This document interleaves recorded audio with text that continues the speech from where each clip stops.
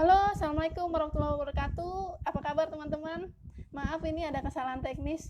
Ini saya muncul lagi dengan ganti HP yang lain. Semoga bisa ya kali ini ya. Mohon maaf teman-teman. Oke, saya mau lihat dulu. Nah, saya coba invite nih Rizky nih. Oke, ini bisa nih. Mudah-mudahan. Terima kasih ya udah sabar menunggu. udah nih udah ending nih Ki.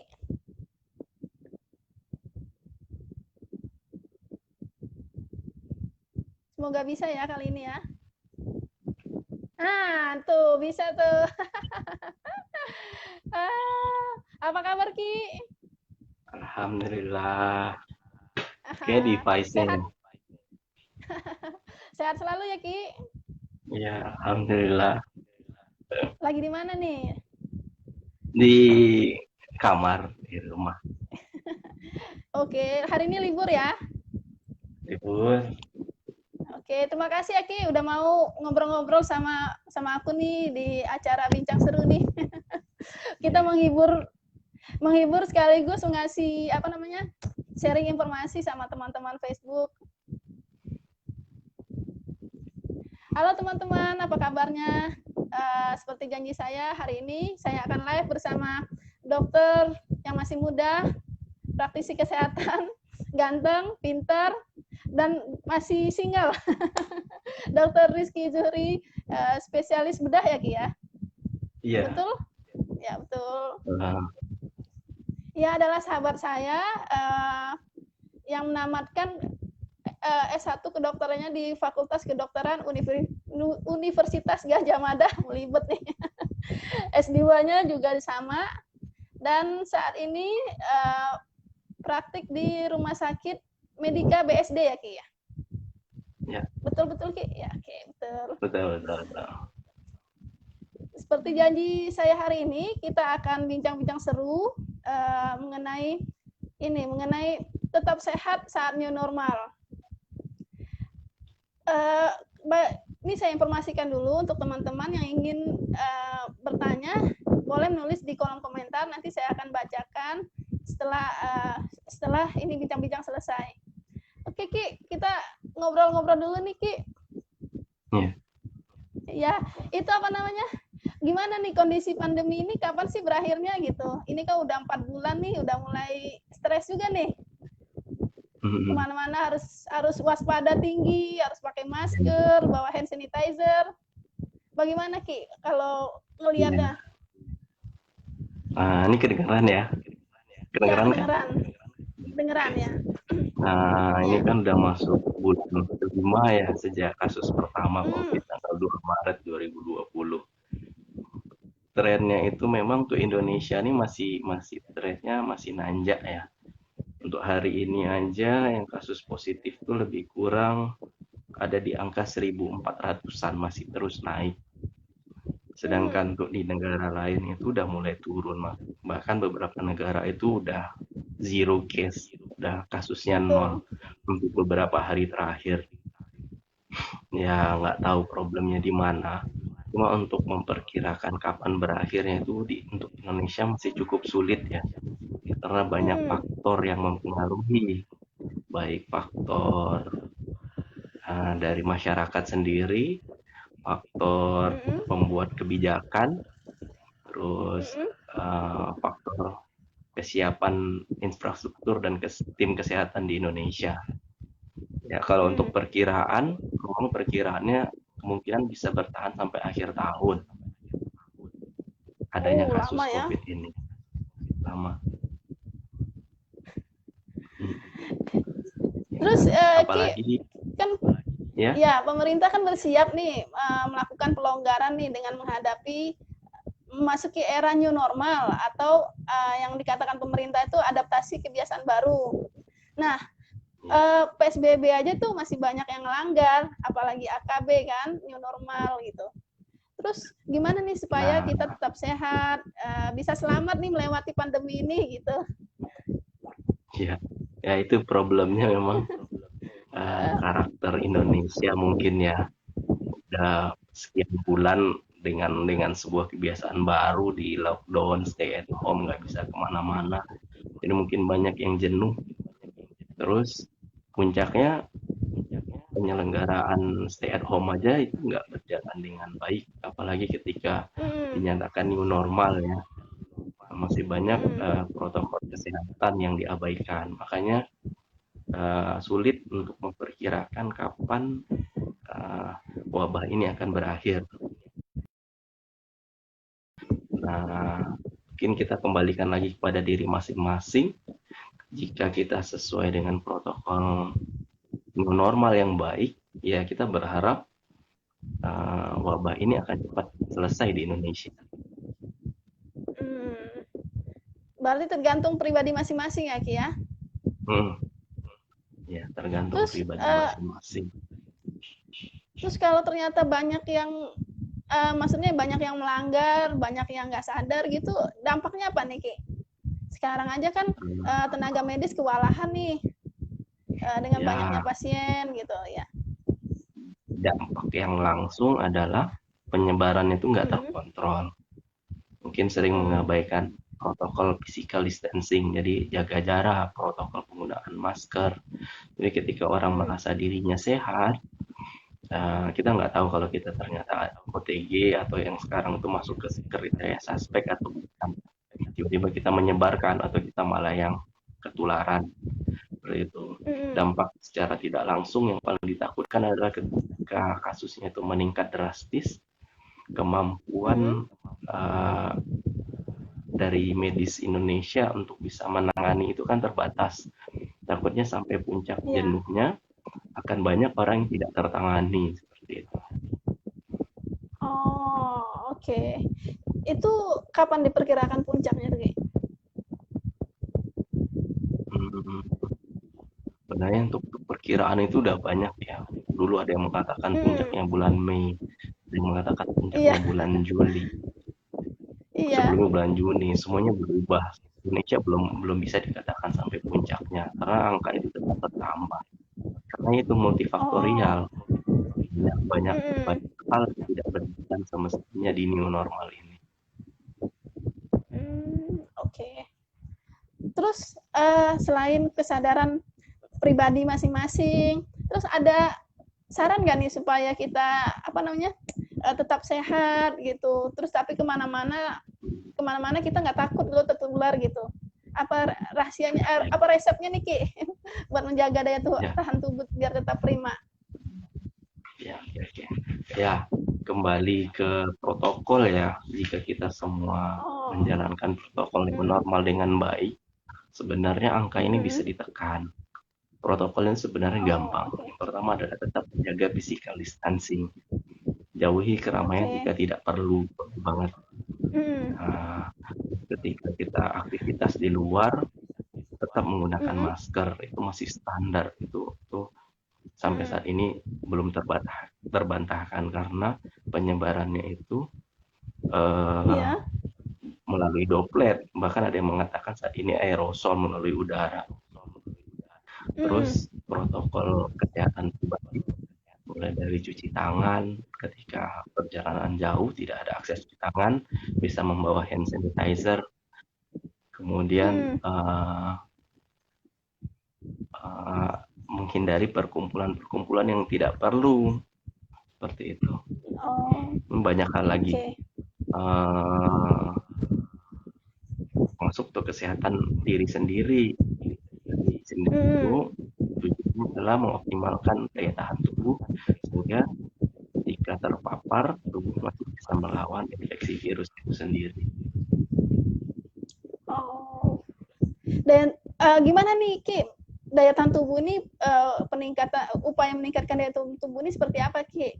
Sekarang kan lagi Ya, ngetren nih sepeda kan ke rame-rame ya, sepeda. Itu apakah termasuk salah satu cara tuh? ya. Kalau dirunut, yang pertama adalah jaga Iya. kebersihan diri, seperti sering cuci tangan, Mm, menghindari mm, menyentuh yang tidak penting. Misalnya menyentuh pagar yang kita nggak tahu, mungkin ada orang yang tertular bersin atau sempat megang pagar itu. Nah, kalau memang setelah menyentuh hal-hal barang-barang tertentu sebaiknya cuci tangan seperti itu. Kemudian ketika kita dari aktivitas yang terpaksa di tempat keramaian, ketika pulang ganti pakaian, sebisa mungkin mandi. Nah, kemudian dari asupan nutrisi. Asupan nutrisi itu kita harus menjaga asupan nutrisi yang cukup, kalori yang cukup, terutama asupan vitamin dan mineral-mineral yang dibutuhkan daya tahan tubuh seperti vitamin C, vitamin D, zinc. Nah, selain itu juga meningkatkan daya tahan tubuh. Nah, yang olahraga itu di dalam ruangan yang tidak ramai. Kalaupun terpaksa di ruangan seperti jogging, apalagi sekarang dengan tren sekarang, disarankan tetap menggunakan protokol. Jadi bersepeda menggunakan masker, bersepeda tidak berkerumun rame-rame, tetap ada jaga jarak seperti itu. Cuma problemnya memang kita nggak menyalahkan hobi bersepedanya, yang kita ada dalam catatan adalah protokol kesehatannya tetap dilakukan. Yang disayangkan bersepeda nggak pakai masker, setelah bersepeda nongkrong rame-rame seperti itu. Oh gitu, Ki. Terus selanjutnya itu adalah tetap berpikiran positif, tidak terlalu cemas, tetap menjaga diri bahaya dari wabah ini. Oh, oke, Ki. Terus kalau ini kan dari awal pandemi ini kan rame tuh dibilang empon-empon, jahe, sampai kan harga empon-empon dan jahe itu naik drastis tuh harga per kilonya gitu. Ya itu.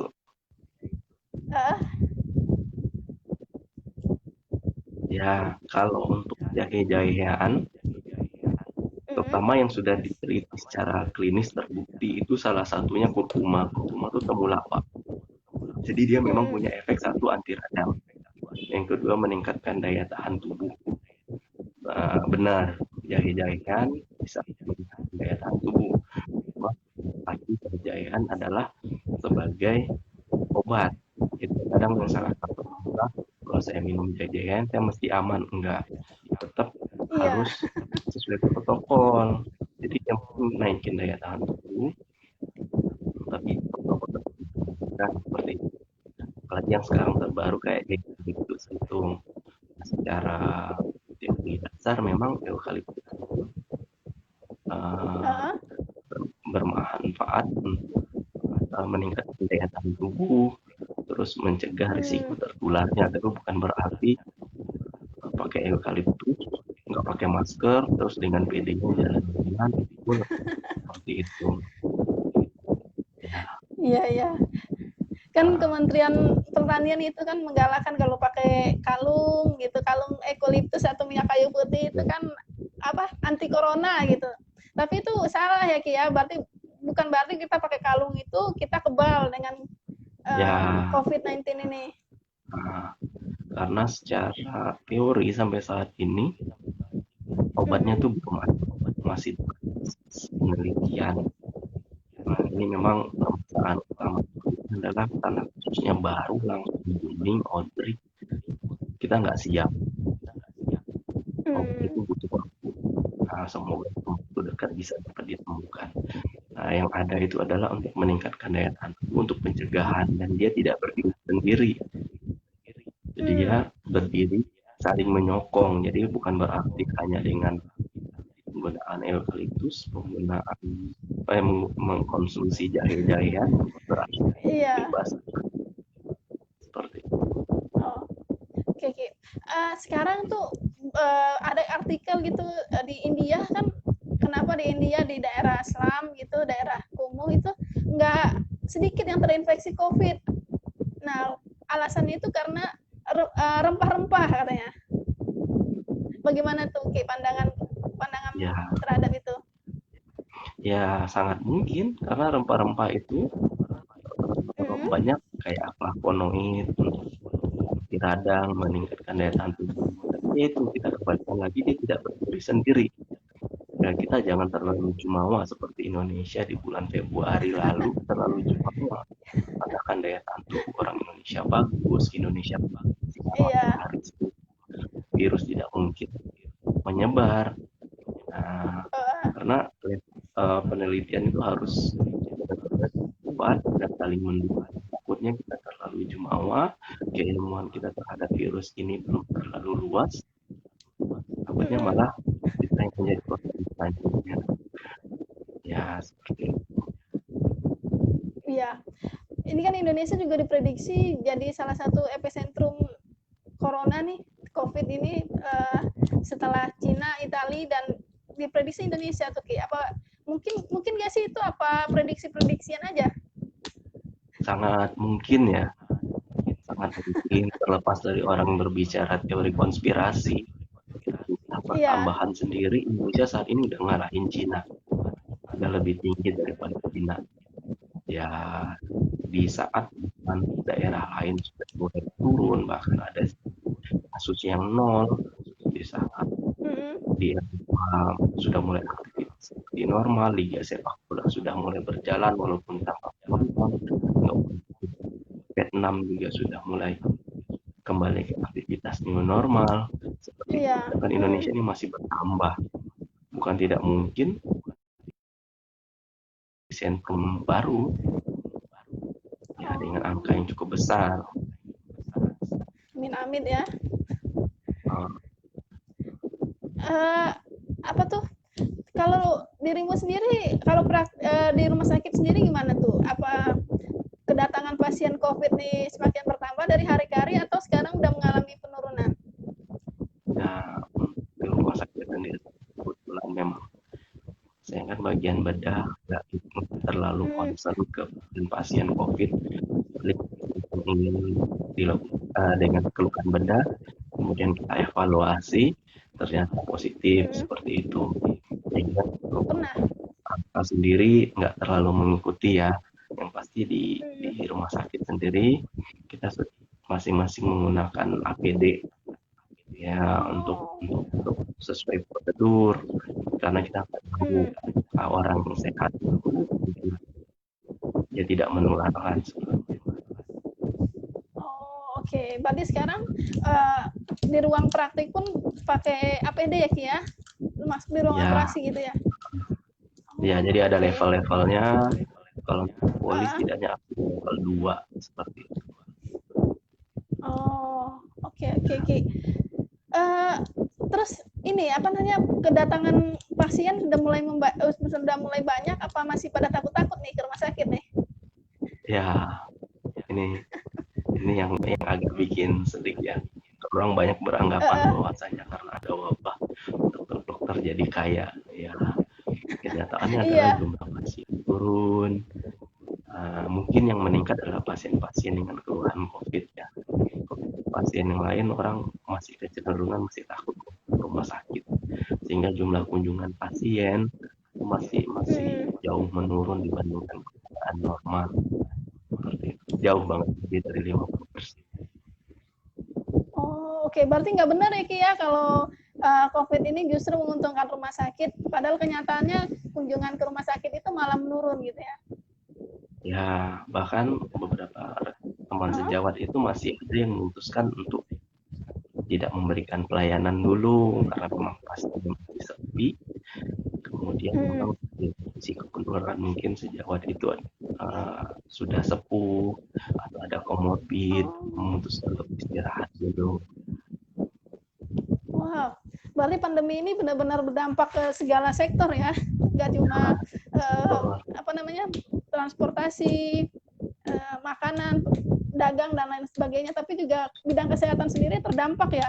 Padahal kesehatan ini kan diperkirakan ini tuh semakin meningkat apa namanya pendapatannya gitu, tapi kenyataannya malah tidak. Ini telah bergabung juga nih teman-teman kita, si Yuni, Ilin. Iya, selamat datang Yuni. Iya, Ilin, Aisyah, Devir, Riko. Terima kasih nih sudah mau mampir di acara kita. Ya nih kalau ada pertanyaan silakan teman-teman yang mau bertanya silakan tulis di kolom komentar. Ini kita narasumber kita hari ini adalah Dr. Rizky Zuhri. Boleh nanya apa aja, Ki?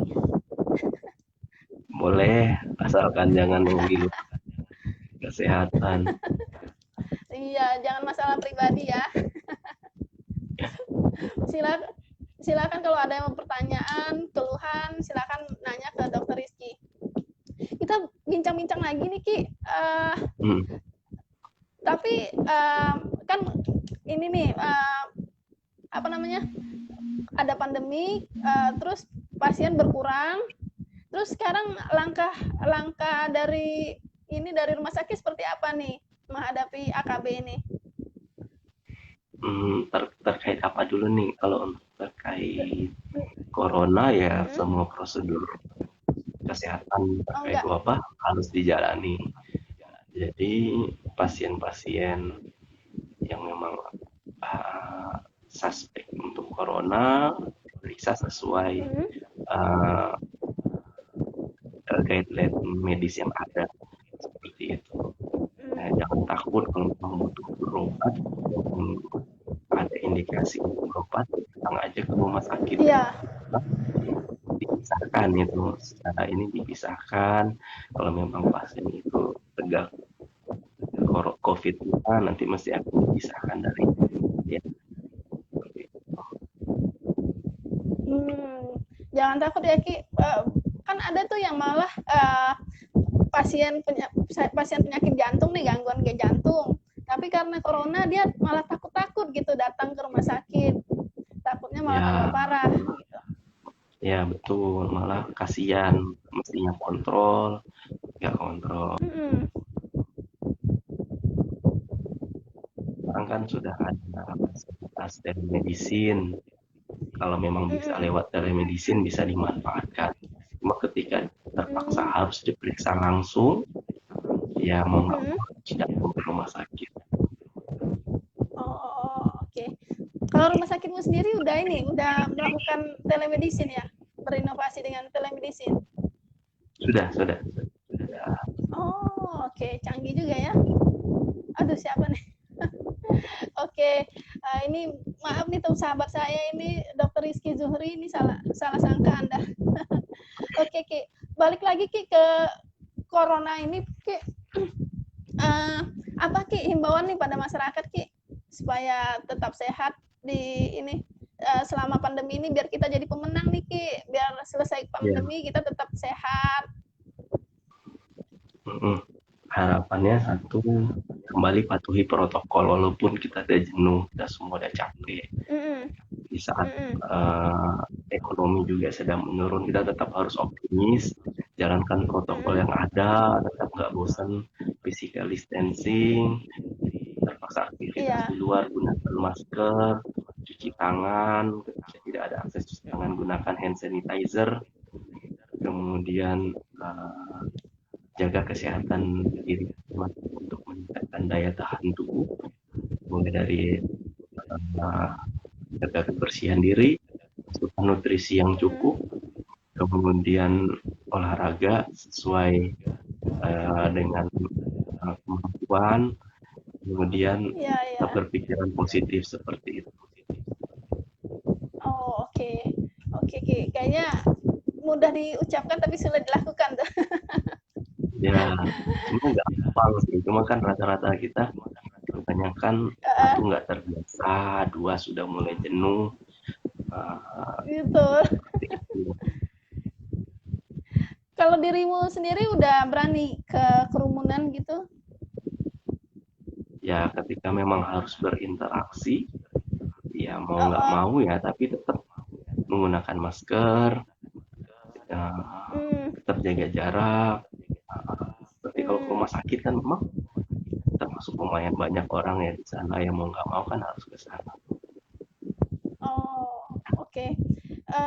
Kan sekarang tuh teori WHO bilang aerosol ya, jadi airborne gitu ya, airborne gitu ya. COVID ini jadi airborne gitu. Kalau rumah sakit gimana tuh, Ki? Artikel baru yang mengatakan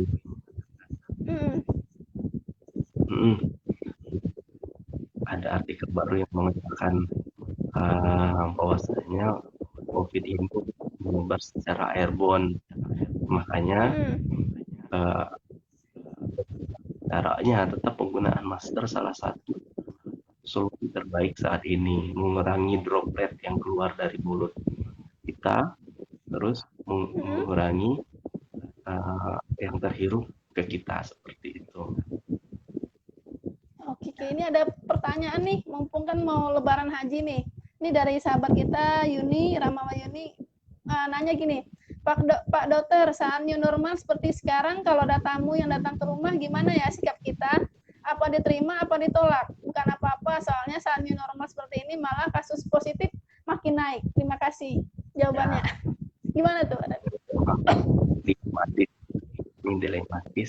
Sebenarnya kita sudah punya pengalaman di Lebaran kemarin.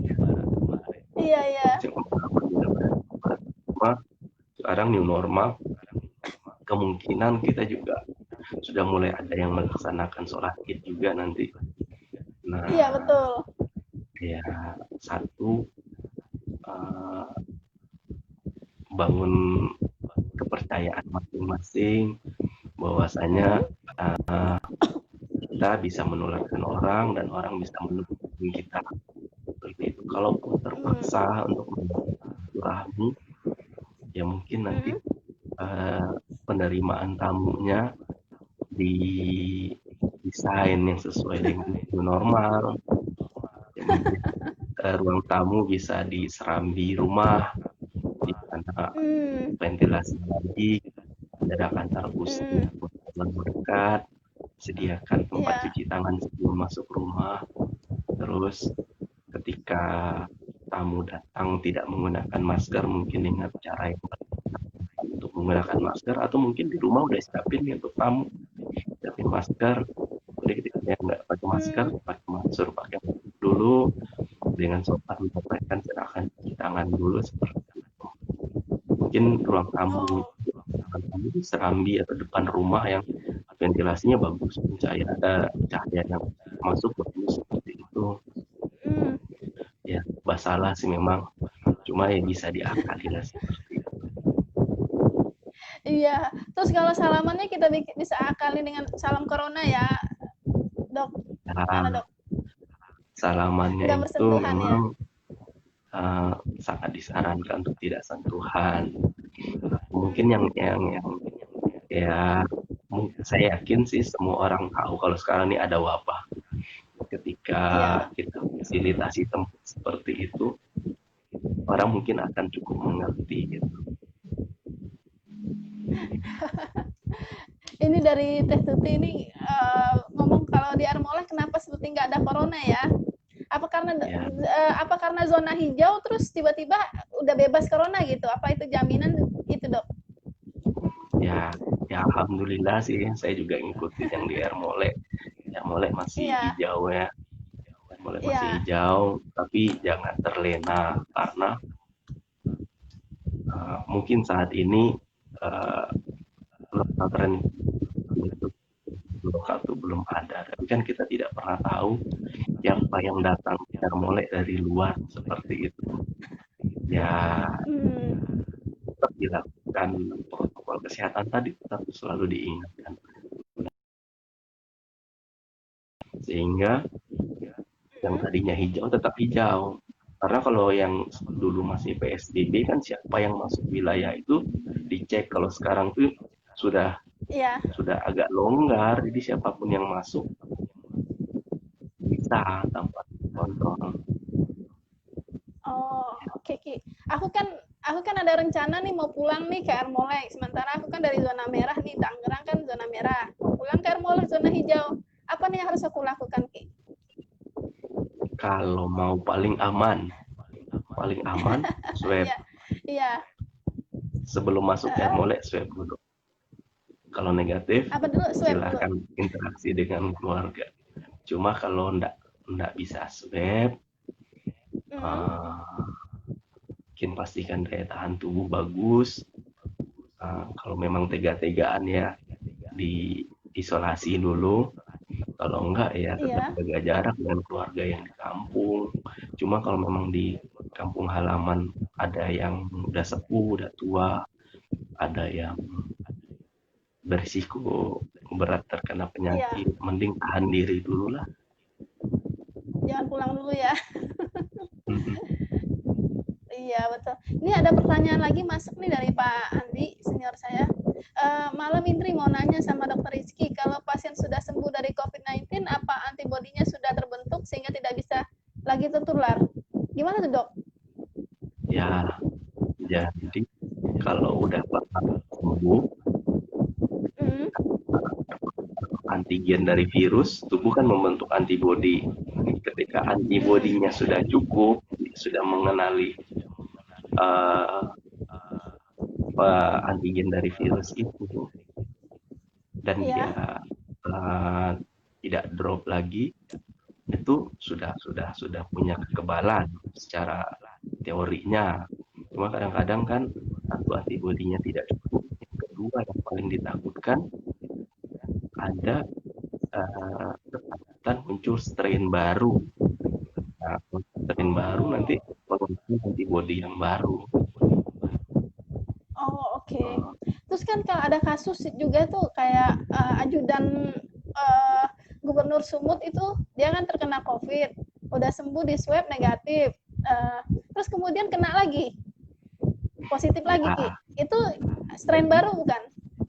Eh, saya kebetulan tidak terlalu ngikutin baru pada yang muncul lagi. Ada ya bisa hmm, dari strain baru atau sebenarnya sudah terbentuk antibodi, cuma belum cukup. Jadi bisa jadi hmm, yang kemarin ini, jadi ketika counter terhadap antigennya itu iya. kalah lagi dia, jadi belum berimbang seperti itu. Oh, Jadi oh gitu. intinya kalau antibodinya sudah cukup, kemudian pada stage, Iya. jadi insya Allah karena udah kenal. Oh, oke Ki. Berarti tapi tetap tidak ada jaminan kan kalau udah Enggak kena nggak ada kena lagi jaminan. gitu. Nah, problem utamanya itu keilmuan kita terhadap karakter virus ini masih sangat sedikit. Ini kasus baru. Ya, penelitian Iya. itu walaupun sekarang lagi banyak penelitian, ya belum belum terlalu cukup mengenai. Wah, sayang ya. Sayang banget ya Ki, padahal Indonesia sebenarnya kaya kalau untuk diteliti. Ya, semoga peneliti Indonesia bisa menemukan vaksin, bisa menemukan obat segera. Amin. Amin. Iya, betul. Ya kan sekarang sedang diuji klinis nih. Uji klinis ketiga. Ini kapan nih biasanya Ki kalau bisa jadi vaksin itu Ki? Ya, kalau sudah bisa terbukti pada level evidence tertinggi, level evidence Hmm, tertinggi, juga jadi ikan efektivitas dari antivirusnya hmm. dikatakan. Oh, oke Ki. Buat teman-teman yang mau gabung nih, saya buka satu pertanyaan lagi. Kalau ada yang mau nanya, silahkan tulis di kolom komentar. Sebelum kita akhiri nih bincang-bincang seru kita bersama Dr. Rizky Zuri, spesialis bedah. Buat teman-teman yang ingin bertanya, silahkan tulis di kolom komentar nih Ki. Sayangnya belum ada nih Ki. Iya, nggak apa-apa Iya, ngobrol. iya betul Ki. Apalagi Ki, ada yang mau disampaikan lagi Ki terkait COVID-19 ini Ki? Corona ini? Ya, sekarang kan banyak teori konspirasi ya. Apapun teori Gimana tuh Ki? konspirasi itu, intinya COVID-19 ini ada, korban ada. Iya. Pas dari ini virus dari siapa dibikin alami, tapi kita harus tetap waspada, tetap harus jaga Iya.